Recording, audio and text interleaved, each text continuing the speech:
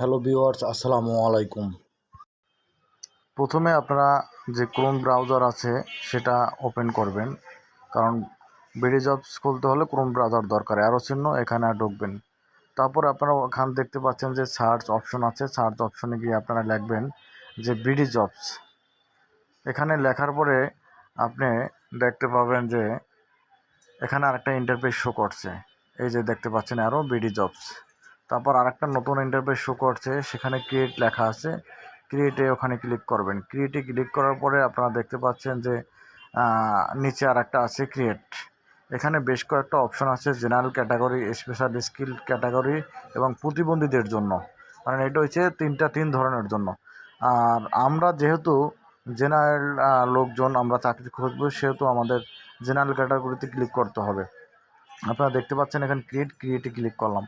এরপর নতুন আরেকটা ইন্টারফেস চলে আসছে। এখানে আমাদের নাম, তারপর মেল ফিমেল, ইমেল, এগুলো সব দিতে হবে। তাহলে প্রথমে আমি যেটা করব, আমার নামটা কি সেটা আমি এখানে লিখব। তারপরে জেন্ডার দিলাম মেল বা ফিমেল।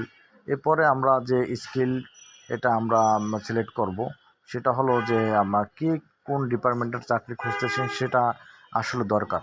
আমি যেমন জেনারেল ম্যানেজমেন্ট অ্যান্ড অ্যাডমিন সাইডে কাজ করি, সেহেতু এখানে আমি এটা সিলেক্ট করছি। আর অন্য কেউ যে যেটা করেন সেটা আপনি দিতে পারেন। এখানে একটা সচল ইমেল নাম্বার দেবেন, যেটার মাধ্যমে আপনার ওটিপি কোড যাবে।